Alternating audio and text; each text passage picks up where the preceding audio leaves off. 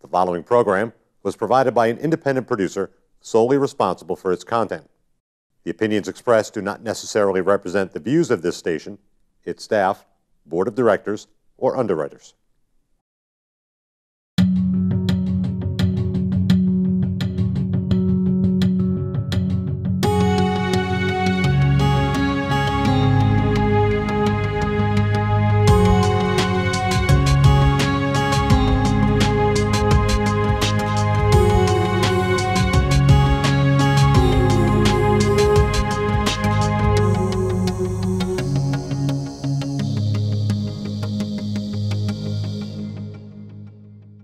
Hi, my name is Joy Barrett. I'm the Executive Director with the Granite State Children's Alliance.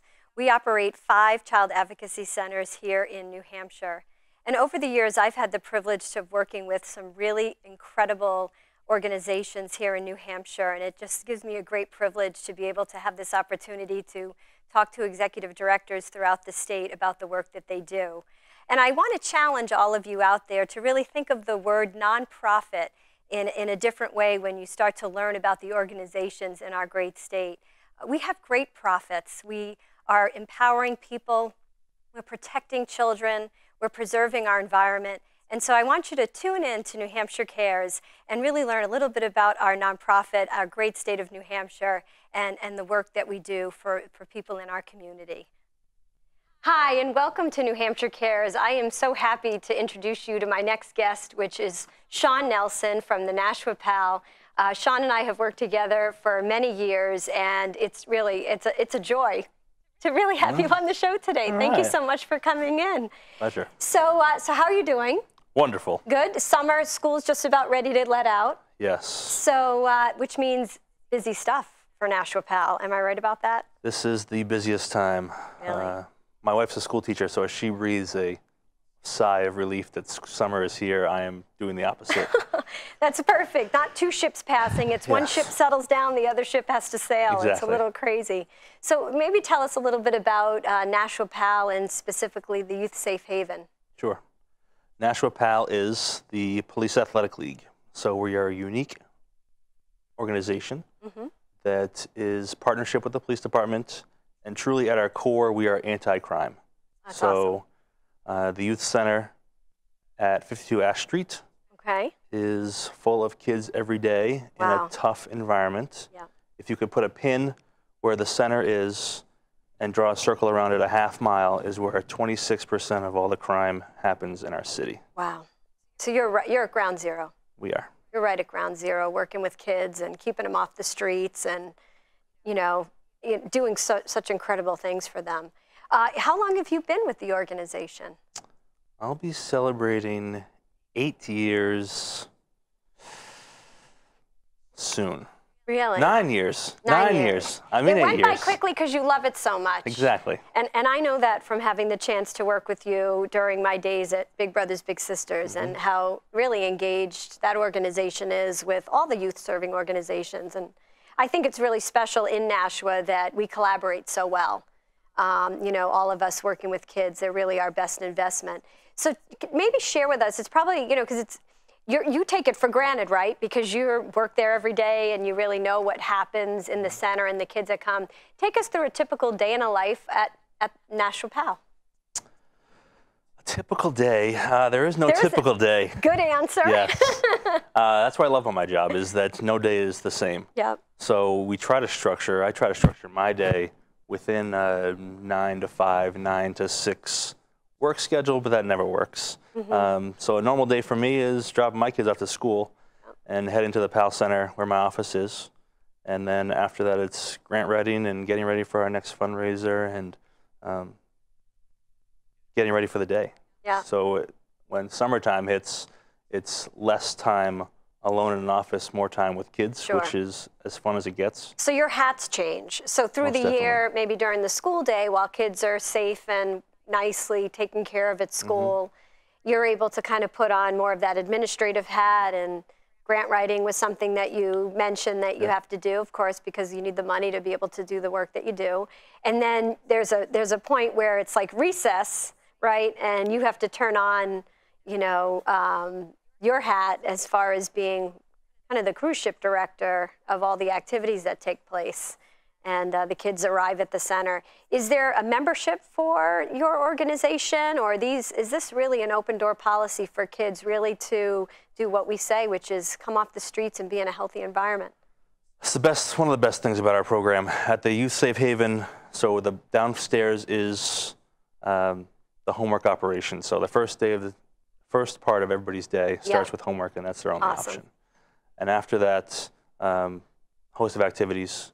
And there's no charge as long as our friends, our young community members are staying in school, staying out of trouble, being positive at school and positive at home. That's great. And there's no fee to them. So as we all say, there's nothing in life for free. So we hold those strings, and we make sure that those hold them accountable. Are being accountable for all the things that we think kids should be doing in the community. Wow, that's great. Yeah. Now, since you've been there for 8 years, have you seen kids kind of grow up through your center? And, I'm sure you've seen, quite a number of successes. So, maybe share that a little bit with us. That's the best part. Yeah. So one of the examples I have is a young man named Christian, who is now graduating Nashua Community College. Wow. He started with PAL when he was 6 years old. You're not supposed to start at the Youth Safe Haven until you're 7, but Mom needed a place for him to be, so he had an early birthday. You made an exception, yes, which was a good one. Exactly. And Christian is the best example of a kid with dealt maybe a tough hand, but we like to think that we played a part in it because he was at PAL every single day after school, homework. If I could create a poster child for our program, it would be Christian and a host of others. Just somebody who has worked hard and continues to work hard, and he is a lucky one. There aren't enough Christians that are willing to come up through the ranks and now continue as a mentor and be that person that can tell that story. But it's good work to do. It's most definitely. That must be, well, again, being involved in the work, that's my favorite saying is there's no pillow as soft as a clear conscience, right? And I think the work that we do is really something that allows us to sleep at night because, seeing such adversity in the world and in kids' lives and seeing how resilient they are is really pretty fantastic. And Christian sounds like that kid, that kid who really kind of made it through, and hopefully is an example to others. Yeah, absolutely. But you must see the hope in kids every day, really wanting to kind of break through and make something really positive of their young lives, but also moving forward. That's the beauty of it. And we meet, the best advertising that we have for our kids is other kids in the neighborhood. So them talking to their friends about, hey, let's stop doing that nonsense that you're involved in and come to PAL and come check it out. Wow. They are the best cheerleaders of the program. Another story, April. The first time we met one of our members. This past April? Yes. First time we met our young member, she was walking her sister and maybe her cousin or her brother, and she's 7 years old, and they are all younger than she is, and she's walking the streets by herself. And this is at night. She's walking around, and for her, that is her normal life. But now she has found that she can succeed in school, and she doesn't need to be the mom of these young kids because they have a mom who can do that. So with a little bit of coaching, April's now thriving in school, and it's the best. And she's a cheerleader. She is the best. Well, and again, it's organizations like that, like yours and like so many others in our community and other communities, and really throughout New Hampshire, right? New Hampshire Cares. Absolutely. Really lend itself to supporting the needs, not only of children, of families. And, what resonates with me, in addition to being able to be a really safe place for kids to go, like you said, right at ground zero here in Nashua, what is support for families? I suspect that you probably have, in addition to some dynamics that are not comfortable with families, which are why kids come to the center, you have some pretty appreciative parents who, and maybe Christians' parents are included in that group that would not know where else to turn if it were not for your location, your safe haven. So Do they end up volunteering, getting involved in some way? You find yourself, Sure. having that support? We have some folks that are excellent cheerleaders for the community, kids, adults, just for the community in general. And we've latched on to a lot of moms in the community that now help us, and they'll be helping us all summer long. Oh, that's great. And then, unfortunately, we have some folks that we don't want to have at the center. There are some folks that, for many reasons, just can't be near the building. Yeah. But no, we take everything positive in the area, and we just make it louder, make it prouder. Yeah. We're lucky to have a lot of good moms in the neighborhood that are taking on a role probably bigger than they needed to be, but they're doing it. It takes a village. Absolutely. And so you've kind of created that, in your neighborhood. Mm-hmm. So what are some activities that kids might enjoy doing? So I know that they have homework, which, again, what a nice structure. That's not I fun. actually didn't realize that there was such a structure. To me, it was a kind of a drop-in type of location where I knew they were safe and there were activities, but I didn't realize there was such structure, which is, terrific. Kids thrive on that, right? Yes. So what other activities can they participate in that really help with, developing them in other aspects? There's lots. So anything you can imagine that a kid likes to do, we participate in. Really? So imagine glitter and glue and crafts, pool and rec room activities. If kids like to read, they're in the library. This summer, we'll be doing our third session of Photo Voice, which is a really neat project. Oh, wow. That What's we that? give kids cameras Okay. and have them document their community, good, bad, and ugly. Oh, my goodness. And then through a series of weeks, we have a lot of conversation about what they love and what they don't love about their community. Wow. Yeah, this year we'll be talking about healthy activities. So they're going to go out and find healthy activities in their neighborhood. Wow. And then they ultimately put on an art show. I was going to say, I'm hoping that there's some kind of a accumulation of that work, because that says a lot from the eyes of a child. Yes, oh yeah, from the mouths of babes, it's the best. Wow.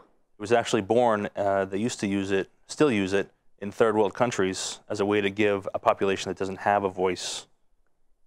Really? A voice through Is that photography. is that where you found it from? Like, That's was it where we found kind it. of a best practice that you Yeah. said, "Oh, I'm going to steal that little"? Absolutely. That's We terrific. love good ideas. I love that. Does the community know about that project? Probably not enough. Yeah, and that's probably the most challenging thing, which hence the reason I felt that this was so important to do, was Appreciate it.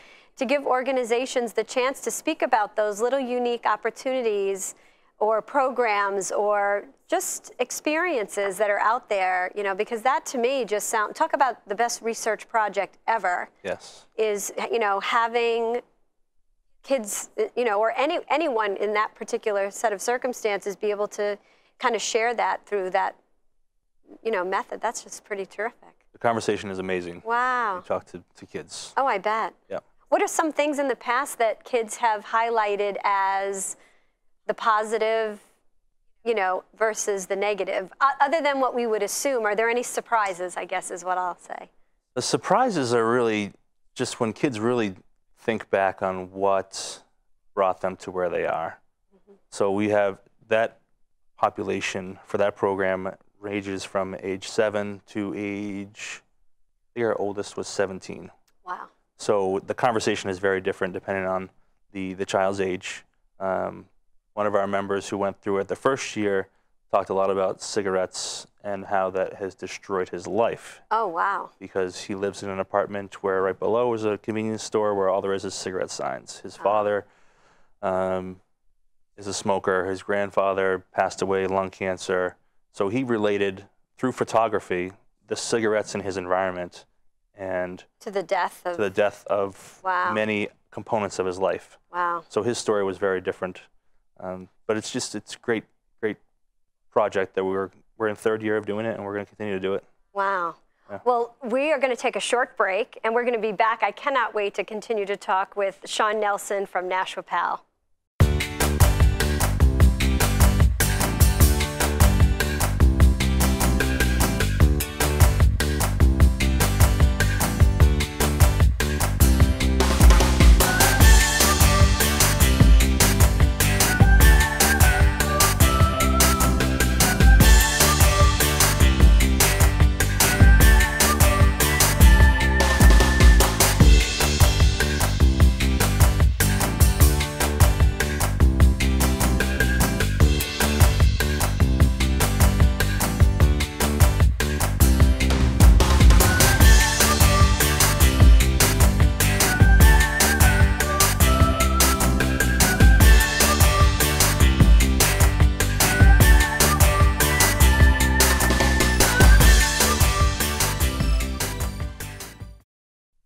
Welcome back. It's so nice to have my friend here with us from Nashua PAL, Shaun Nelson.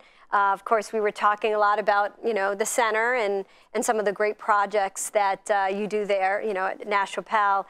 But I wanted to give everybody the chance to get to know Shaun because, with organizations, it's a very usually small staff of people that do the work, and you bring so much to it personally, and I'm sure a lot of your life experiences have really lent to, the work that you do. So I wanted to give you the opportunity to talk a little bit about your experiences as well as, professional as well as personal, that kind of made you feel like this was the perfect place for you at this time.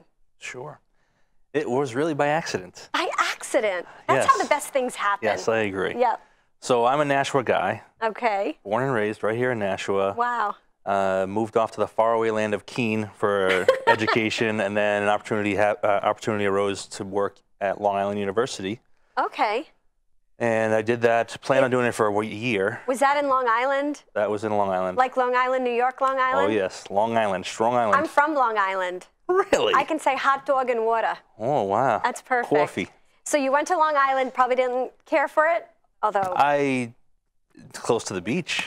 Beach, that's right. Yes, direct access to the beach. And I really only planned on being there for a year, and then I was there for 8 years. Oh, my goodness. Yeah. Wow. So during that time, got married, had my first child, and it was time to move back home. I did not know that about you, Yes. Shaun Nelson. I love that. Yeah, Strong Island.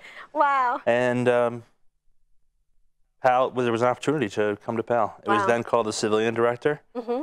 And I applied for the job not knowing anything about nonprofits and not really knowing what I was going to be doing. Really? And was handed the keys to the PAL Center. Wow. And the rest is history. They said, it's yours, baby. Yeah. Figure it out, and look at what you've done with it since. Mm-hmm. Now, you know what? It struck me, as I started to learn a lot about the nonprofits, because like you, a little bit by accident that I fell into this work. What I found myself learning about PAL that I thought was really interesting was really the philosophy of involving law enforcement and the reasons behind having law enforcement be such an integral part of the center. So maybe speak to that a little bit, because I remember thinking, again, just like your photo project, that's brilliant, to have police feel like a really supportive system within that culture. So maybe address that a little bit. Yeah, so as I mentioned before, we are a crime prevention program, and part of that model is the police department. Mm-hmm. So we are connected at the hip. We're not funded by the police department, but we work extremely closely with the police department. Engaging kids with police officers is a win, especially in tough neighborhoods. Absolutely. So getting the police officer to understand the life of a child and why they may be reacting the way they are, and to have the opposite end, have the kids understand that the police officer is a human first. Yeah. So the police department assigns an officer to the PAL program, and that means a lot of different things depending on who the officer is and the program that we have going on at the time. But that person is, in addition to policing the area, is lucky enough to engage with hundreds of kids. Wow. And really bring home the message of why it's important for us to work together in the community, cops and kids together.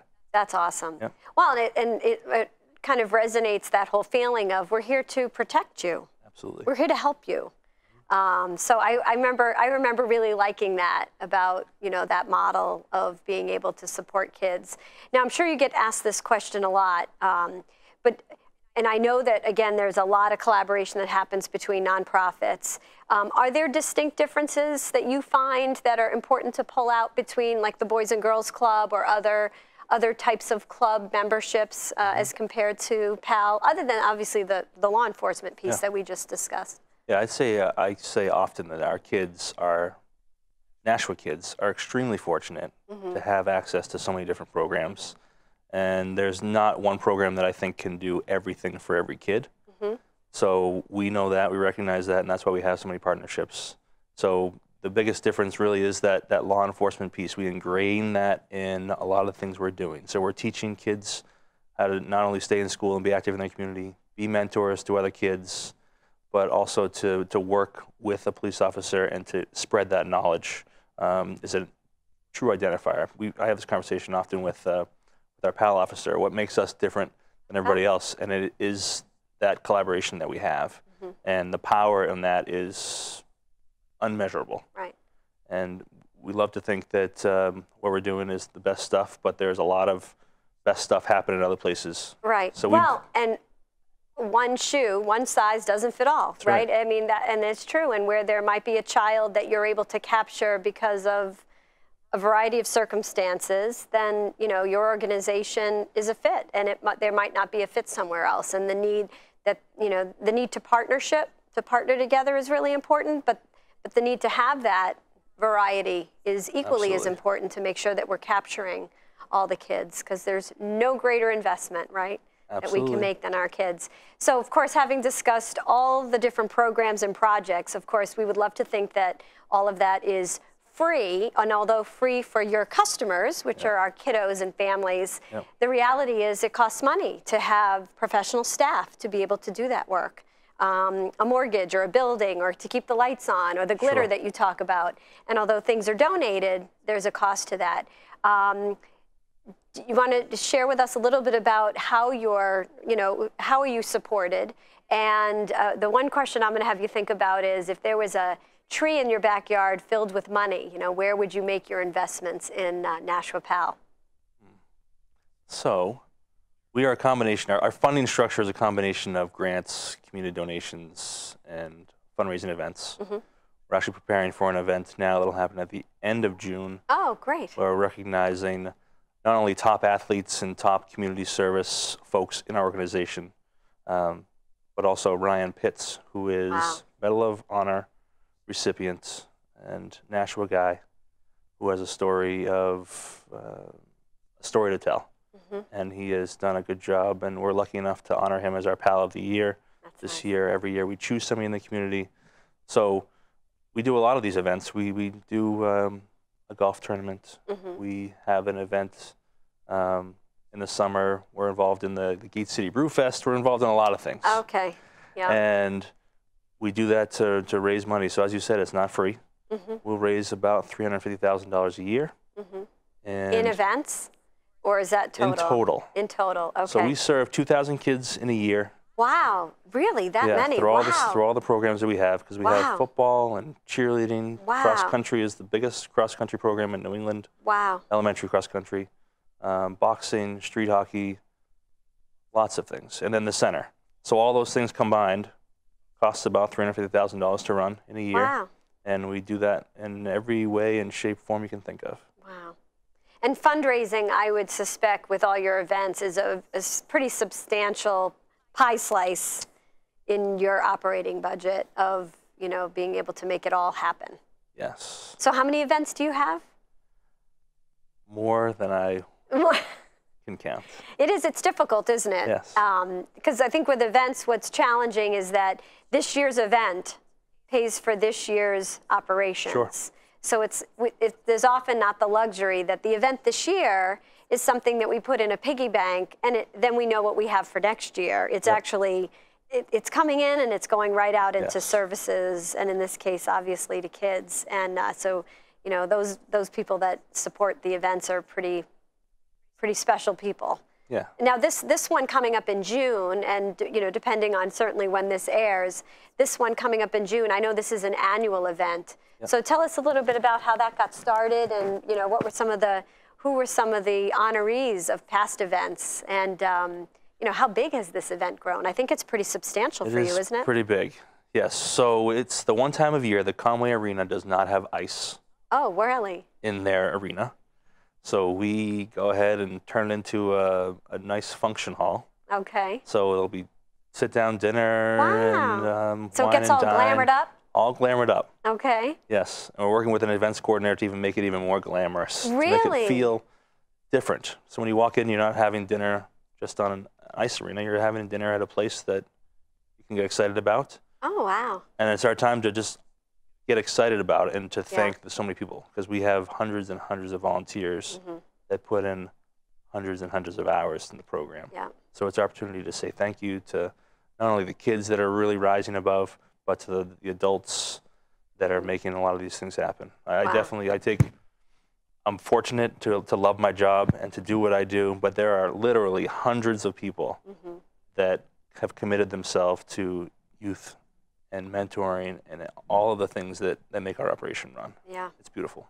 Yeah. That's pretty special. Well, so it sounds like an event that allows you to do a lot of appreciation, but of course raise awareness of the programs that you have, and again raise revenue so that you can keep up the good work. Absolutely. You know, keep things going. How large is your board of directors at Nashua PAL? There's, I think right now, 14 folks. Okay. Committed folks.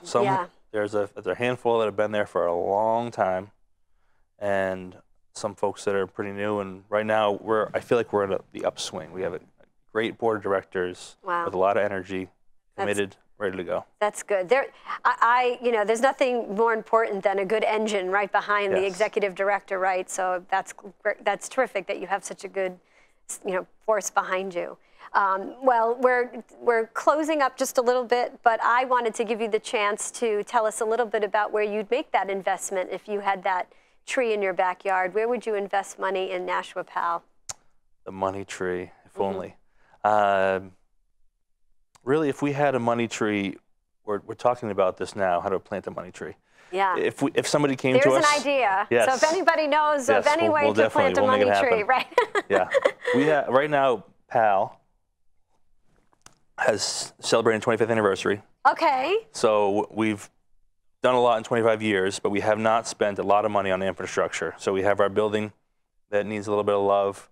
We have a space on Main Street. Now we're using a gymnasium on Main Street. Yeah. So I think if I had a money tree, I would really just perk up everything. Give it a real source of pride, a beacon for all these kids that walk by and can be really proud of it. Not that they're not proud of it now. Right. A facelift. Yeah. A little bit of a facelift.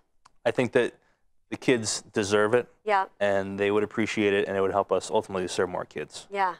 Oh, I think I couldn't agree with you more, and I'm hoping that somebody calls in and says, I have the seeds for a money tree. Bring it on. And if you do, make sure you call Shaun at Nashua PAL. That's right. Well, Shaun, I want to thank you so much.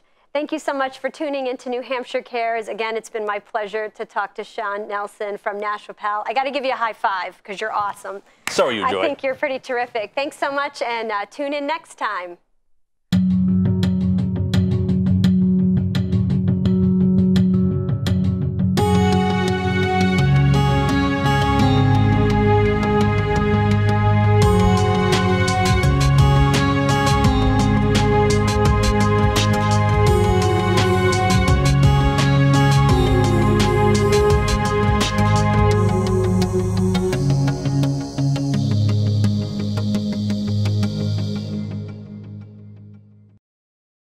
The preceding program was provided by an independent producer solely responsible for its content. The opinions expressed do not necessarily represent the views of this station, its staff, board of directors, or underwriters.